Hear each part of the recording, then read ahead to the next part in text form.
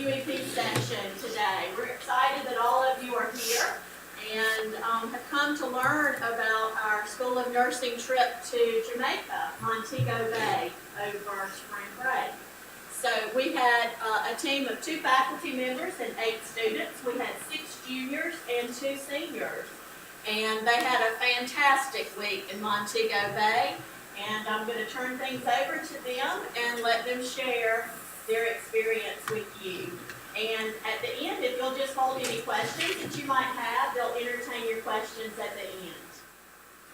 Thank you, Dr. Teasley. Good afternoon, everybody. My name is Anna Bryant. I was one of the junior nursing students that got to go on this trip. Just before we get into our presentation, I wanted to give you a brief overview of what this class is and what we got to do. Like Dr. Teasley said, we had 2 seniors. They were part of a class called Community, and so they used this trip as part of their community hours for that course. And then all of the juniors, we were in a class called Transcultural Healthcare, and that was basically a class that met once a week, and we learned about the differences in culture versus the American healthcare system and the Jamaican healthcare system, and did research on the different food and the culture and the different activities that we would be doing. So we went during spring break for 6 days to Jamaica, like Dr. Teasley said, in Montego Bay. We did different educational learning services, including going to orphanages and nursing homes, all girls homes. We also went to different hospitals, including a public and a privately funded hospital. We attended a church service, and then we also had a fun day where we got to go snorkeling, and we went to Dunn's River Falls, which is kind of like a state park, and it's a waterfall that we all got to go swim and hike up. So without further ado, we're going to get into our presentation. Our professors for this trip were Dr. Joy Humphrey and Ms. Gary, Bonnie Gary, and Ms. Rhonda Slocum. Dr. Humphrey and Ms. Gary couldn't be here today because they're both at conferences, but they wanted us to let you know they were part of the trip, and we really appreciate all of our professors helping us go on this trip. Well, my name is Bailey Bell. I'm a junior nursing student. And Chelsea and I are just going to be giving you guys a brief overview of Jamaica and just some of the things that we got to experience. Jamaica is a beautiful island country of the West Indies, and it's located in the Caribbean Sea. Its capital is Kingston, which is actually home to one of 2 airports on the island, the other of which was actually located in Montego Bay. We actually got to watch airplanes land in front of where we were staying on the beach. The island itself has over 4,244 square miles, and the population is estimated to be 2,731,000 people, 92% of which are African American, and the remaining 8% are comprised of mixed ethnic groups. Their currency, which is located right in the middle of the slide, is the Jamaican dollar. The current exchange rate is 1 Jamaican dollar is equivalent to 0.0079 US dollars. So when we used the United States currency, we ended up with a lot of Jamaican money. The Jamaican flag, pictured up in the right top, it can be sighted all throughout the island. Jamaican pride is very prevalent. They actually have an interpretation, and they view the flag as something very sacred to the country. The interpretation of the Jamaican flag is the sun shineth, the land is green, and the people are strong and creative. A majority of Jamaicans, including our bus driver, Michael, will actually interpret the black of the Jamaican flag as a symbol of strength and perseverance of the ancestors of slavery and the generations to come. And Jamaica is full of rich culture. It's got beautiful beaches. The bottom left-hand corner, there's a cruise ship that I actually took a picture of. But it's beautiful beaches, rich culture, make it a hot spot for cruise ships and vacationing tourist spots. So I'm Chelsea, and I'm a junior. Well, to add to what Bailey was saying, aside from the tourism, Jamaica is home to beautiful rainforests, the well-known Blue Mountains, which is in the right corner of the slide, and they reach up to 7,402 feet. Nearly half of the island was 1,000 feet above sea level, and Jamaica's agriculture is known for the production of sugarcane, bananas, coconuts, coffee, and Jamaican rum.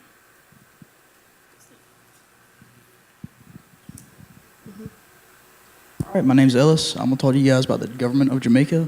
I'm not going to spend too much time on it just because we're nursing students, so it's not really a priority for us.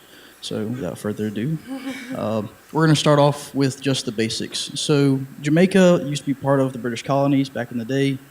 They declared independence in like 1962, and now they're a part of the Commonwealth, which is just a smaller version of the British Empire, I guess you could say. The Queen still resides as the executive leader right here, if you can see this little diagram. And you also have her appointed governor, I guess, but he's really more of just a ceremonial role. And then you have the Prime Minister, Andrew Holmes right here. He's really more of the, I guess, president of the country, the representative.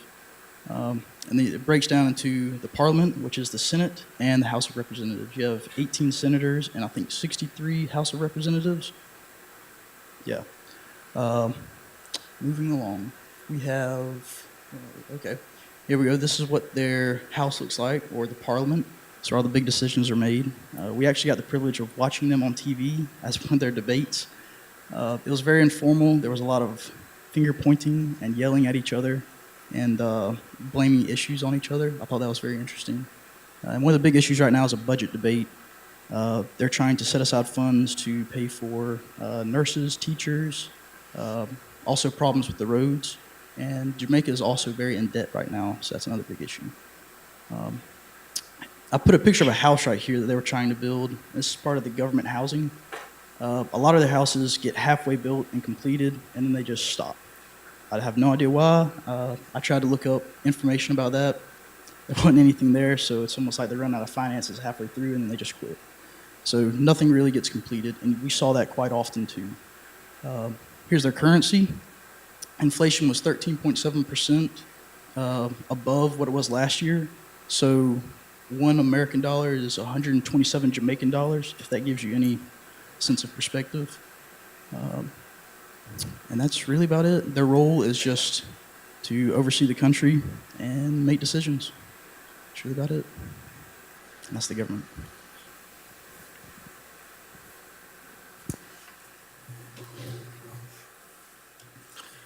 Hello, my name's Andy Simmons.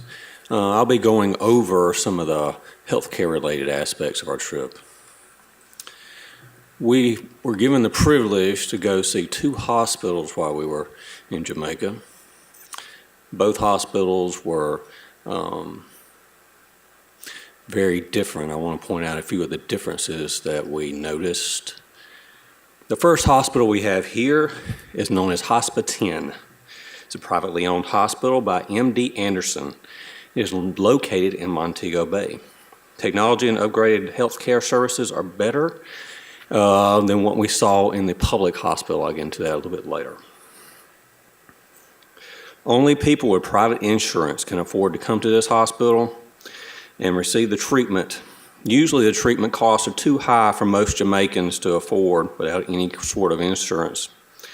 Mainly targeted towards tourists with private insurance. They also have little areas in the ports where people can come and receive treatment. And I believe while we were there, we actually saw some of the tourists who had made their way to the main hospital here.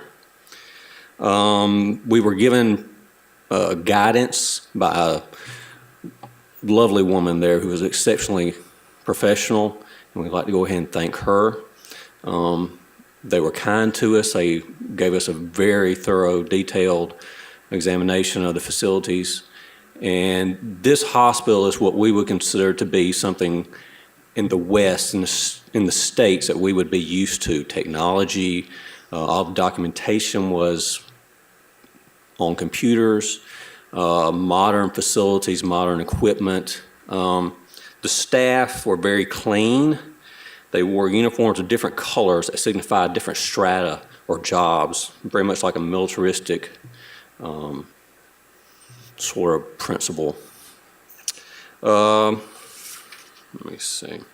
As you can see here, you can see some of the various equipment here. We have the ICU room with all the major modern facilities and equipment. We also have a room here for the, you'll see the bed there, the blue bed, that's for gynecological obstetrics. The other hospital we went to was Savannah Lamar. It's a public hospital. It is 200 beds, 410 medical, administrative, and supportive staff. It is the only Type B hospital on the western coast of Jamaica. It is located about 2 hours away from Montego Bay, so we had to drive there. It took quite a while. The roads on the way there are very curvy. You're up and down. There's quite a few potholes, and I get motion sickness.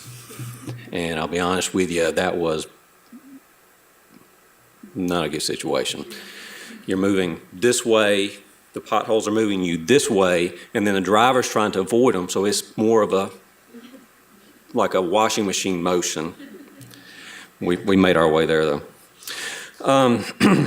The hospital, like I said, is located 2 hours.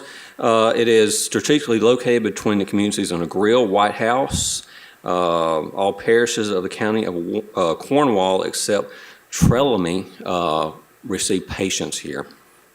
All wards are separated by men and women. The emergency room is always full.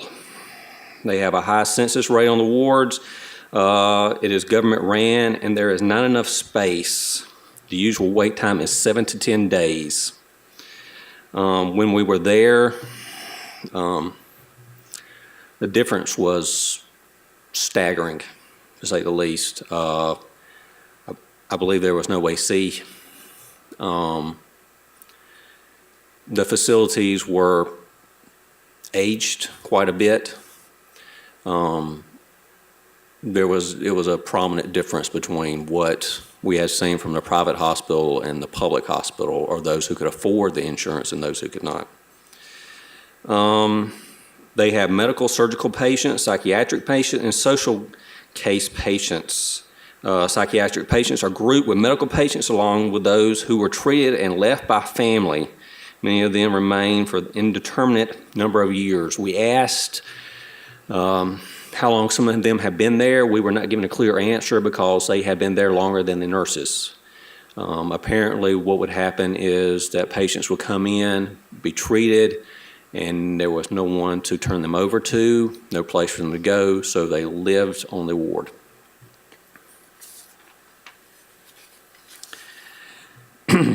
Highest patient admission is motor vehicle accidents and gunshot wounds for men and gynecological complications for women. They are scheduled surgeries based on the day of the week. All charting is paper. And previously with the modern, the other hospital, all was on computer. Here it was still paper documentation. The head of the hospital is a nurse who lays eyes on every patient on the floor every day. And I must say she was exceptionally professional and proficient at her job, and we'd like to go ahead and thank her. We were delegated a nurse to take us around, and she showed us every aspect of that hospital she possibly could, and did it with the utmost courtesy, and showed us the greatest sense of pride in her work that I believe I've seen in quite a while. Here again, the medical staff all wear different uniforms based on their job. Like I said, no AC, and I did not run into anyone in the hospital who did not have a positive comment and who did not seem to have a very positive view of their job and what it meant to their people. And they were very hardworking. Here is Cornwall Hospital. This was the hospital that we were meant to go see besides Savannah Lamar. Unfortunately, it had been closed for a year due to toxic fumes. And there's a map here that shows the difference in the locations. They're having problems restaffing it due to the fumes. A lot of people aren't willing to go back to work there for fear of their health. And also a lot of the medical staff that we saw, they told us that a lot of their medical staff or nurses would leave the island and go work somewhere else due to better opportunities. And I believe a lot of them, the doctors we saw were Cuban descent. There were a lot of Cuban doctors.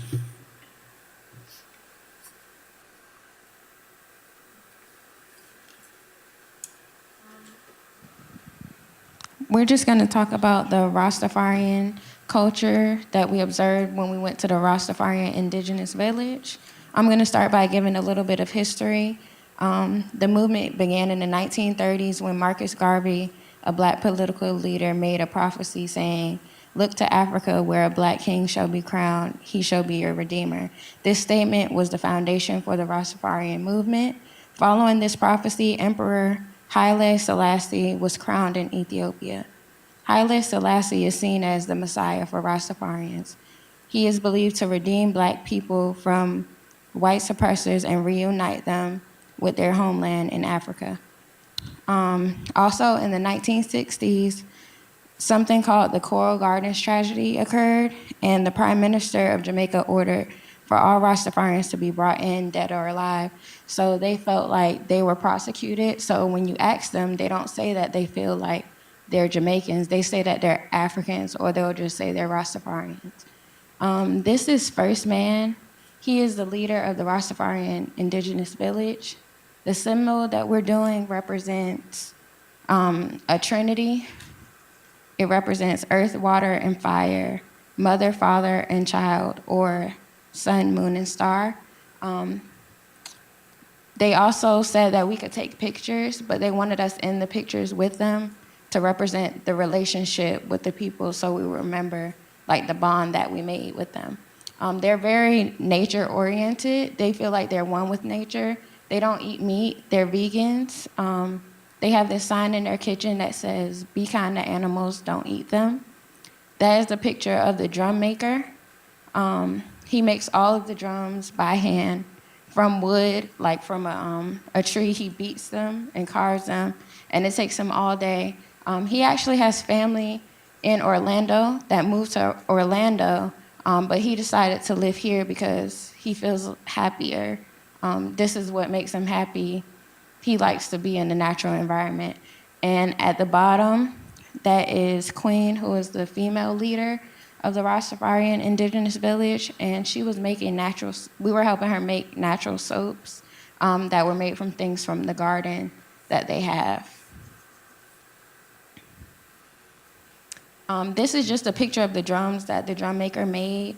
And at the bottom, that's a picture of where they have their rituals. That's where they invite people to basically celebrate. They play music there. As you can see, they invited us to play the drums with them. They have rituals there. They have open discussion. That's basically where they gather.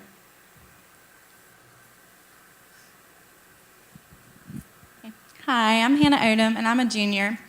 And this is also the Rastafarian Village. And like Kia was saying, they're very natural. And this picture right here is of some of the plants they do. And they don't use medicine like we do in our culture. They grow stuff. And some of the stuff we know, like bay leaves and basil, and this is turmeric. And if you're not feeling well, or say your ankle is swollen, or if something's wrong, you would go to Queen, and she'll pull something out her garden, and she may mix it up, or she might just break it open and rub it on you, and that's their medicine. That's what they do. And the same thing with their food. The fruit in the picture you can see, they grow their own fruit, and they just go out there and they pick it and they eat it. There's nothing sprayed on it. They just grow it. It's very natural. It was very, very good. It doesn't taste like the fruit here. And even the bowls that they use are made out of the plants. So there's no plates or anything. It's fruit that they took and bamboo and stuff and made their own bowls. And this is the cocoa beans. They take the cocoa beans out and they make their own chocolate. And they also use it in the maracas to make their music. Same thing with their instruments. They use it from stuff they grow. So everything they have and use, they make from what they get out the ground. And they call her mother, and stuff they don't use, they return it to her, and they say, return it to mother. And this just shows you some of the beautiful plants that they grow. And I call the little stones the little Moana stones because I have a daughter, and we watch Moana. But that just shows you some of the beautiful plants, and that's just what it looked like everywhere you walked. It was that beautiful there. And so that's just the Rastafarian Village. It's very beautiful. It's very natural, and I just thought it was amazing. So we also got to do some different fun activities. We got to go to different orphanages and then to an infirmary, which is basically kind of like a nursing home. And what we did there in the pictures, you can see a lot of us got our hair braided and came back with some dreads maybe and some K-rolls, as they called them, the corn rolls. We also played on the swings, jumped rope with the kids. A lot of the orphanages, the kids didn't have parents or they were taken away by the government because the home situation wasn't very good. And then a lot of them we couldn't actually take photos of because we weren't allowed to share them with you guys when we came back because of the different circumstances they were coming in. We also got to go to an all-girls home, which was basically where they had some older girls, and we got to play a game called netball, which is very similar to basketball with different rules. We played soccer, and they were way better than any of us Americans. And then we also, in the middle, you have a woman that was very fond of our group, and she wanted to go back home with us on the bus. And so we liked that. At the nursing home, we got to interview the different nurses and see what their care was like for the people that were there. A lot of them were low income, and their family, or they didn't have families, or their families put them there. And so we got to talk to them and talk to the different clients that were there and see how they liked their environment and their new home. And it was very different from orphanages or children's homes or even nursing homes that you see in the States. A lot of it didn't have a lot of technology like we do in the States. And so it was interesting to see the differences. Here we also have some photos of the different signs that they have, and we really appreciated that they were promoting health. A lot of it was about speeding and drinking while driving, so you can just read some of those. My personal favorite was "Speed kills, don't be in a hurry to enter eternity." I really thought that one was pretty funny and clever. And then this was what we did on our fun day. We got to go, this is Dunn's River Falls. A few of us got to hike up the waterfall. Only 2 of us made it all the way to the top. And then the side one is the beach that a lot of us enjoyed getting our suntans on and swimming in the ocean. So it wasn't all educational. There was a little bit of fun thrown in there too. And then this is just some of the different views that you see in Jamaica. We've talked about the landscape. It is an island, so we were mostly surrounded by water, but at different parts you didn't see any water and all you saw were the mountains. But it was a very beautiful country, and it's just very mountainous, very just beautiful country, beautiful people. And that was, I think, the big takeaway that a lot of us got, was that it was really the people that made the country so beautiful as well as the landscape. And we just want to thank all of the people that helped us get to Jamaica, all the people that donated money or gifts. We had a group of women that donated kids' clothing. That was very sweet of them to do. We also made goodie bags with different hygiene items and had people that helped out with that as well. And then we're going to play a quick short video that one of us made to just show you an overall view of the trip. So as you can see, it was a really great trip, and we just wanted to open it up. Does anybody have any questions for any of us? What we did on the trip, what our favorite part was, anything at all?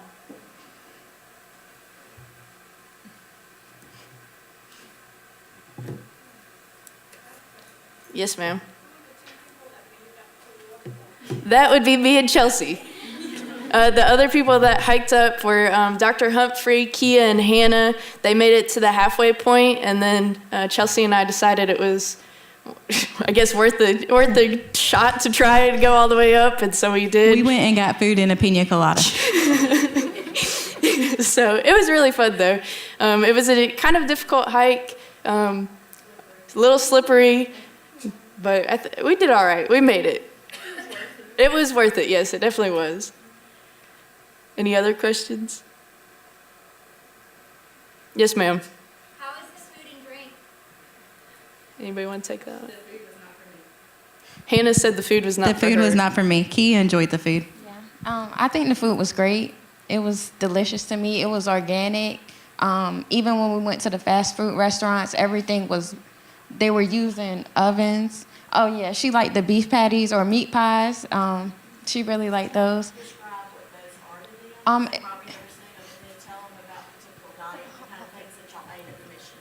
It's kind of, beef patty is kind of like a meat turnover.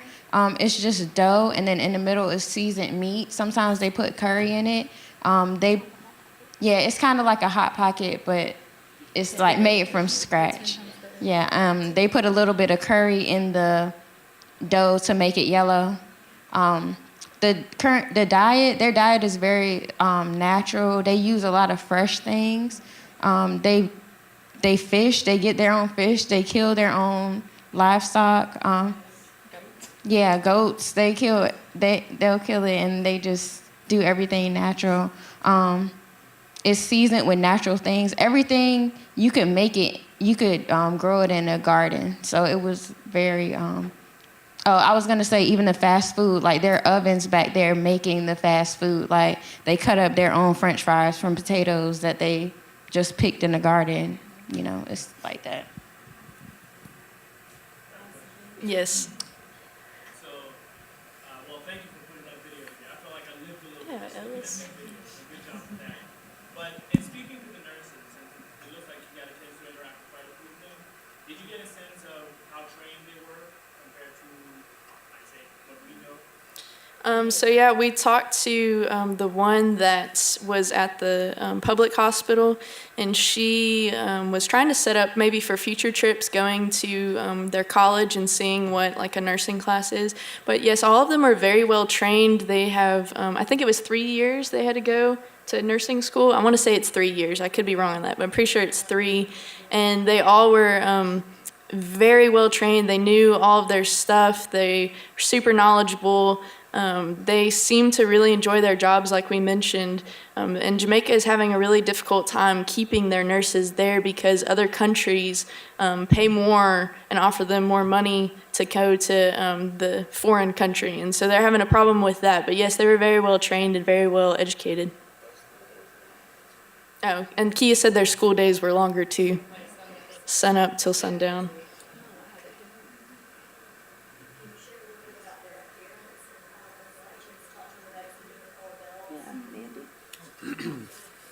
They do have the belt system. When I started out back in, I guess, the 90s, you used to see the charge nurse who'd had that. Well, they still have that. It reminded me very much of the British system, which a lot of it is based off a British system. It was very, the nurses still wore dresses, white dresses. They were immaculate. But each color symbolized a different aspect. Well, let me take that back. There were a few at the MD Anderson who wore scrubs, but for the most part, especially the public hospital, it was very much dress code, very much a British dress code. The colors signified their jobs, and they were all nip tuck tight. Everything was in place. It was made you feel almost reminiscent.